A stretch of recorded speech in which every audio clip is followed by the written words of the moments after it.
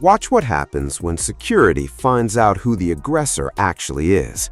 That hesitation, that shift in body language, that sudden change in tone. You can see the exact moment the rule book gets rewritten in real time. 1 second, they're ready to handle a situation. The next second, they realize this isn't a regular fan they're dealing with, and everything changes. Because the woman who just verbally assaulted 2 crying 16-year-old girls at a professional basketball game isn't some random spectator who had too much to drink and lost her temper. She's a co-owner of the Seattle Storm. She has courtside seats. She sits next to Sue Bird. And the second security figured that out, those 2 teenage girls went from being victims who deserved protection to being a problem that nobody wanted to touch. What you're about to hear is one of the most infuriating stories to come out of the WNBA in years. Not because of what one woman did in a moment of anger, although that's bad enough, but because of what happened after, because of what the league decided that moment was worth, and because of what it says about who the rules actually apply to when you have enough money and status to own a piece of the league you're violating the rules in. This is the full story of what happened at Climate Pledge Arena on game night. And once you hear all of it, that 5-game suspension is going to make you furious. Climate Pledge Arena, Indiana Fever versus the Seattle Storm. 2 16-year-old girls, Anali and her friend, are sitting in their seats holding signs supporting Sophie Cunningham and the Indiana Fever. Not aggressive signs, not provocative signs, the kind of signs fans make at literally every sporting event in America. Cardboard, markers, team colors, player names, standard stuff. And then a woman walks over to them. Not security, not an usher, not anyone with any official role in that building. Just a woman who saw those signs and decided she had something to say about it. She gets in their faces, she starts cursing at them, and then, completely out of nowhere, she brings up religion, tells them she hopes God can forgive them for what they've done, as if showing up to a basketball game with a sign for the opposing team is some kind of moral failing that requires divine intervention. These are 16-year-old girls. They're at a basketball game on a normal evening doing what fans do, and a grown adult woman is standing over them, swearing at them, invoking God, and making them cry. By the time it's over, both girls are in tears. The people around them are watching, and the woman who did it calmly walks back across the arena to her courtside seat. What happened next is what this whole story is really about. The person documenting all of this is Brandi Kruse, founder of Undivided. She has a platform, she understands how media works, and she's there as the responsible adult for these teenage athletes who came to watch a basketball game. When she sees 2 kids being reduced to tears by an adult stranger, she does exactly what you're supposed to do in that situation. She goes to security. She reports the incident clearly. She explains what happened. She points out the woman who made the girls cry. She has video. She has witnesses. She has everything you'd need to handle this situation by the book. And security's response? Well, they were perfectly polite about it, but what they said stopped everything cold. Oh, that's the co-owner of the team. Her name's Celeste Caton. That's it. That's the whole response. Not "we'll handle it," not "that's unacceptable, she'll be removed," just an identification. As if knowing who someone is automatically explains why you can't do anything about what they just did. As if the title co-owner functions as a get-out-of-consequences free card that overrides the fan code of conduct every single other person in that building is expected to follow. And it gets worse. Security tells Brandi Kruse that if she wants to address this, her best option is probably to write a letter to the team. Write a letter to the team about the team's co-owner. Sit with that for a second. Who exactly is that letter going to? Who inside the Storm organization is going to open that letter, read it, and decide to hold their own co-owner accountable? Who enforces consequences when the person who violated the code of conduct is one of the people running the organization? The suggestion isn't just useless, it's almost insulting in how completely it misses the point. Brandi Kruse put it perfectly in the moment. He doesn't care if you're the co-owner, Sue Bird, or whoever it is. The rules don't come with an exceptions list based on what you paid to get into the building. Here's the part that makes this story even harder to process. Celeste Caton isn't some anonymous rich person who bought a stake in a team and fades into the background. She's been held up in media coverage for years as a champion for women's sports, a genuine supporter of the WNBA, someone who invested real money in the league at a time when it wasn't exactly the obvious financial move. She's sat courtside through seasons of Seattle Storm basketball, right next to Sue Bird, one of the most respected figures the league has ever produced. By every public account, she was one of the good ones, someone who got it, someone who understood what the WNBA was trying to build and put her money behind it. Which makes what she did that night at Climate Pledge Arena genuinely hard to square. Because walking across an arena to get in the face of two 16-year-old girls holding fan signs, cursing at them, dragging God into it, and reducing them to tears isn't what a champion of women's sports looks like. That's what a bully with courtside access looks like. And the thing about contributions to an organization, financial or otherwise, is that they don't come with a separate rule book for your personal behavior. You don't get to buy your way out of basic standards of human decency. The money you've put into the league doesn't create an immunity shield that protects you when you decide to verbally abuse children at one of your own team's games. But that night, in the response from security, in the suggestion to write a letter, in the fact that she walked back to her seat and watched the rest of the game without any consequence, it sure looked like it did. Let's be specific about this, because specificity matters. The WNBA has a fan code of conduct. It's not vague, it's not buried in fine print, and it applies to everyone in the building. Any in-arena comments using profanity? Violation. Comments that are offensive, abusive, disparaging, or demeaning? Violation. Discriminatory comments based on religious beliefs? Violation. 3 separate violations in one incident from a co-owner of the team. And here's the thing about that code of conduct. There is no asterisk. There is no section that reads, unless the person in question has an ownership stake in the franchise. The document that every fan technically agrees to when they enter a WNBA arena doesn't include an exception for wealth or status or how many years you've been sitting in those courtside seats. Think about what would have happened if the situation were reversed. If a random Fever fan had gotten up from their seat, walked across Climate Pledge Arena, started cursing at 2 Storm fans, invoked religion to make them feel judged and ashamed, and left them in tears, the outcome isn't even a question. Security would have ejected them. They would have been walked out of the building immediately. No debate, no discussion. Depending on what was said and how aggressively it was delivered, law enforcement might have gotten involved. That is the standard. That is what the code of conduct looks like when it's actually enforced. Celeste Caton didn't get ejected. She didn't get escorted out. She walked back to her seat and watched the game. The only reason any of this came to light is because Brandi Kruse has a platform and knew exactly how to use it. Here's what makes the picture even darker.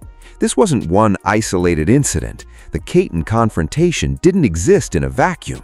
That night at Climate Pledge Arena, there was a pattern. After Caton reduced Annalie to tears, one of the other teenage athletes Brandi Kruse was responsible for, Callie Keeler, got up from her seat to go check on her, and as she walked by, 2 other Storm fans deliberately tried to trip her and then laughed about it. Let that sink in. A teenager is walking across an arena to comfort her crying friend, and adults in the stands are attempting to physically trip her and finding it funny.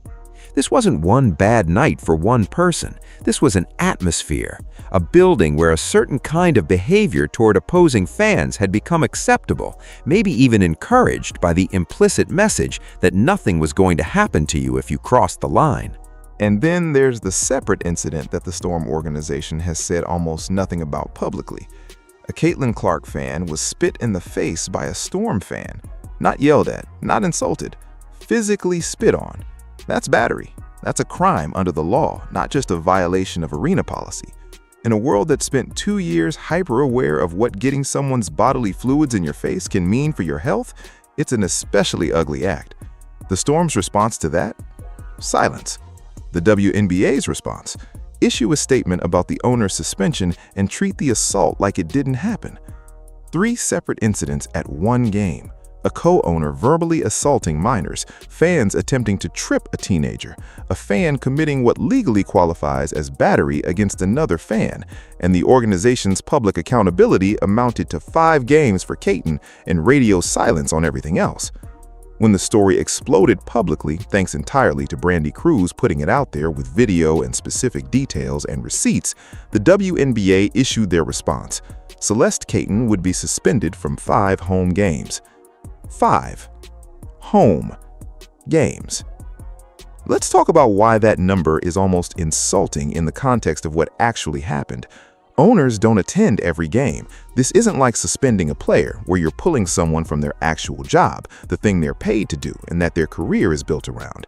This isn't even like suspending a season ticket holder, where you're taking away something they specifically paid for and plan their schedule around. Owners pick and choose which games they attend based on matchups, travel, schedules, how important the game is. Telling Celeste Caton she can't come to 5 home games isn't a meaningful punishment. It's barely an inconvenience. She probably would have skipped a few of those anyway. And then there's what wasn't required. No public apology from Caton herself, no press conference, no statement delivered directly to Annalee or her friend, the actual human beings whose evening she ruined and who left that arena in tears. The WNBA issued a statement on her behalf. That's not accountability. That's a PR operation managing a news cycle. The difference matters. When you make children cry at a basketball game, the league issuing a statement for you isn't the same as you looking at a camera and saying what I did was wrong and I'm sorry. One is damage control. The other is actually taking responsibility. Caton didn't have to do the second one. The WNBA let her off the hook without it. And the message that sends to owners, to fans, to anyone watching is that if you have enough status in this league, you can wait out the outrage. You can let the PR team handle the statement, serve your 5 games whenever you were planning to skip those games anyway, and go right back to your courtside seat when the news cycle is moved on. No real cost, no real consequence, no genuine reckoning. Here's a question that nobody seems to be asking loudly enough. What happens when Brandi Kruse isn't there? She has a platform. She knows how media works. She had video evidence, specific names, specific details, and the ability to put the story in front of an audience large enough that ignoring it became impossible. Because of all that, this story exists. Because of all that, there was any response at all. But security told her to write a letter. If she'd done that, if she'd gone home and written a politely worded letter to the Storm organization about what their co-owner did to 2 teenage girls, what do you think happens? That letter goes to a team employee who answers to ownership. It gets reviewed by someone who works for Celeste Caton. It disappears into an inbox. Nothing changes. The only reason there was any response, any suspension, any public acknowledgement that something wrong happened that night is because Brandi Kruse had the resources to force it. She did the one thing that actually produces accountability when official channels are compromised. She made it impossible to ignore. Now think about everyone who doesn't have that. Think about the fan who gets harassed, reports it to security, gets told to write a letter, goes home, and that's the end of it. Think about the family that comes to a game, has a terrible experience involving hostile fans, and has no platform to share it. Think about the incidents that happen in arenas across the league on nights when no one with a media presence is watching. This story only became public because of specific circumstances. A woman with a platform who understood how to use it happened to be in the building. Remove that one variable, and 2 teenage girls went home crying. A co-owner faced 0 consequences, and the fan who got spit on stayed anonymous and ignored. How many versions of this story happen that we never hear about? Let's address the thing underneath all of this that keeps getting talked around. This happened at an Indiana Fever game, as in Caitlin Clark's team. the team that has done more to shift the cultural conversation around women's basketball in one season than anything the league has managed in the previous decade. Viewership numbers that broke records, attendance figures that made arenas look different than they had in years, merchandise selling out, sponsors paying attention in ways they hadn't before, new fans, casual fans, people who had never watched a WNBA game discovering the league through one player. And some of those new fans keep showing up in opposing arenas and getting treated like invaders. There's a tension that has been building since Clark's rookie season between longtime WNBA fans and the wave of new people she brought to the league. The resentment is real, and some of it is understandable on a human level. When something you've cared about for years suddenly gets massive attention because of one person, and that attention changes the atmosphere around the thing you loved, it can feel like a loss, even as it's objectively a gain. Longtime fans watched incredible athletes go underappreciated for years. Now, suddenly a packed arena and every camera in the building follows one rookie. That's a complicated feeling. Fine. Human beings have complicated feelings. But resentment doesn't justify walking over to teenage girls holding signs and making them cry. Resentment doesn't justify trying to trip a 17-year-old who's checking on her crying friend. Resentment doesn't justify spitting in someone's face. And the fact that these incidents keep happening, and keep happening specifically around fever games, suggests that the tension has curdled into something uglier than complicated feelings. Here's what longtime fans who harbor that resentment need to actually reckon with. The league needs this growth, desperately. The WNBA has operated at a financial loss for most of its existence. Teams need attendance to stay viable. They need viewership numbers that attract sponsors. They need casual fans to convert into regular fans. Every new person who discovers the league through Caitlin Clark is a potential long-term fan who was never going to find women's basketball on their own. You cannot build a sustainable league by protecting your existing audience at the expense of everyone new. When a co-owner makes new fans cry, and fans try to trip teenage athletes, and someone gets spit on, and the organization's response is a 5-game slap on the wrist and silence, you're not protecting women's basketball. You're actively working against the thing you claim to love. So let's talk about what a real response to this situation would have looked like. Not a PR response, not damage control, actual accountability that means something. Celeste Caton should be suspended from every remaining home game this season, not 5, the rest of the season. If you want to demonstrate that ownership doesn't create immunity from the fan code of conduct, you apply the same standard to the owner that you'd apply to any fan who verbally abused minors in your arena. What would have happened to a regular fan who did what she did? They'd be banned from future games. Match that energy. Apply that standard. Anything less is a different rule for wealthy people, which is exactly the problem everyone can already see. There should be a real financial penalty, not an undisclosed fine that might amount to a rounding error for someone with enough money to own a professional sports franchise. A substantial, public, meaningful number. And that money should go somewhere with purpose.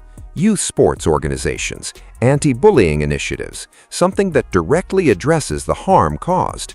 Make the punishment mean something, beyond just an official record that it happened. Caton herself needs to stand in front of a camera and apologize, not the league on her behalf, her.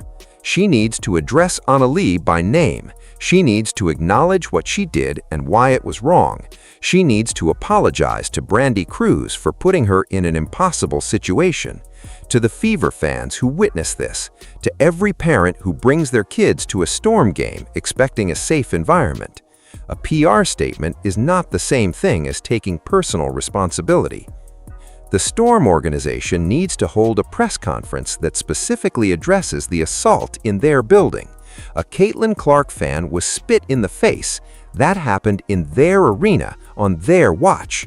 Where's the statement about what security protocols are changing? Where's the announcement about how they plan to prevent this? Where's the acknowledgement that their building became actively hostile to opposing fans? Silence isn't a position, it's an abdication. And the WNBA needs to look seriously at what ownership actually requires. If you're going to sell someone a stake in a franchise, there should be behavioral expectations tied to that. A morals clause with real teeth, consequences for creating hostile environments or PR crises that damage the league's brand. What Celeste Catan did doesn't just reflect on the Storm, it reflects on every team in the league, on the WNBA's brand, on the organization's stated values about welcoming environments and supporting women and creating spaces where young girls feel inspired. She represents ownership. Ownership needs a higher standard, not a lower bar. The WNBA is at the most important moment in its history. That's not an exaggeration. The attention that Caitlin Clark's rookie season generated was unprecedented for the league. Records fell across the board. Attendance, viewership, merchandise, sponsorship interest, media coverage. The league went from a niche product that passionate fans loved and the broader sports world mostly ignored, to something that occupied mainstream sports conversation for an entire season. That doesn't happen by accident, and it doesn't come around often. The question the WNBA now has to answer is whether they're going to build on it or whether they're going to let it slip through their fingers. Every incident like what happened at Climate Pledge Arena is a leak in the foundation. A new fan who shows up to their first WNBA game, has a terrible experience, and doesn't come back isn't just one lost customer. That's a person who might have become a decade-long fan, who might have brought their kids, who might have bought jerseys and merch and upgraded their seats as they got more into the league. The conversion from new fan to loyal fan is how sports leagues build themselves into sustainable institutions. You can't keep hemorrhaging that potential by creating and tolerating hostile environments. Parents who bring their daughters to games to see professional women athletes and watch those daughters get reduced to tears by an owner don't come back. Casual fans who see the story online and think that league has a toxic fan culture don't give it a chance. Sponsors who are just starting to pay attention see incidents like this and start asking questions about brand safety. The damage ripples outward in ways that are hard to quantify, but real. The 5-game suspension is the WNBA hoping that if they acknowledge the incident just enough to quiet the immediate outrage, the news cycle will move on and they can get back to business as usual. And the news cycle probably will move on. It always does. But the people who were there, the teenage girls who cried, the fans who watched it happen, the parents who heard about it, the new fans who saw it on social media, they remember. And the message they took away from the league's response is that if you're wealthy enough, the rules are flexible. That's the precedent being set, and other owners are watching, other fans are watching. What they're learning is that the WNBA will protect its owners when it comes down to a choice, that public pressure is the only mechanism that creates any accountability at all, that Brandi Cruz's platform did more to hold Celeste Catan responsible than the league's own enforcement systems. That should embarrass everyone in a position of authority at the WNBA. Here's what Brandi Cruz actually exposed with this story, beyond the specific details of what happened that night. She revealed that the double standard between powerful people and everyone else isn't some abstract idea. It's operational. It functions in real time. Security at a professional arena knew immediately who Celeste Catan was, and that knowledge changed everything about how they responded. From "if you find her, let us know" to "well, that's complicated" in the span of one sentence. The woman who made those girls cry has spent years being celebrated as a champion for women's sports. Maybe she has done meaningful things for the league. Maybe she has written checks that helped keep the Storm viable through hard financial years. None of that matters in the moment when you're a 16-year-old girl at a basketball game and a grown adult is standing over you, cursing at you, using God to make you feel like a sinner and making you cry. In that moment, what matters is that nobody stopped her. What matters is that security found out who she was, and suddenly the situation became a letter-writing exercise. What matters is that she walked back to her courtside seat and watched the rest of the game. The WNBA talks about values, about community, about creating welcoming environments where young women can see professional athletes and feel inspired. They put those words in their marketing and on their website and in their statements they issue when things go wrong. Now, they need to decide if those words mean anything. The ball is in the WNBA's court, in the most literal sense. They can take this seriously. They can implement real consequences, overhaul their security protocols, set clear behavioral standards for ownership, and send the message that no amount of money buys you a different set of rules. Or they can wait for this news cycle to end, keep their weak punishment in place, and discover what happens to their growth when the fans they need most decide the environment isn't worth it. Caitlin Clark and the fans she brought to this league are its future. They're the reason attendance records are falling. They're the reason sponsors are paying attention for the first time. They're the reason the WNBA finally has a mainstream sports conversation moment after 27 years of building toward it. And some of those fans are getting spit on and verbally assaulted and made to cry. And the response is 5 games and a letter-writing suggestion. That's not a league that values its future. That's a league that values its comfortable relationships with the people who already have power. The girls who cried that night at Climate Pledge Arena came to watch basketball. They made signs, they sat in their seats, they did everything right, and they left traumatized. That happened in Celeste Caton's building, under Celeste Caton's ownership, with Celeste Caton as the aggressor. 5 games isn't accountability, it's a message. And the message is that the rules only apply to everyone who doesn't own the place. So let me leave you with the question that nobody at the WNBA seems to want to answer directly. If Celeste Caton had been a regular fan, no ownership stake, no courtside seat, no famous partner sitting next to her, and she had done exactly what she did to those 2 girls, what would have happened? You already know the answer, and so does she. Get in the comments and tell me what you think. Is a 5-game suspension a real consequence, or is it the league hoping you forget about this next week? Should Caton be banned for the rest of the season? Should the Storm be forced to publicly address the assault that happened in their building? And what does it tell you about the WNBA's actual values that it took Brandi Cruz's platform to get even this much response? This story isn't over, not by a long shot.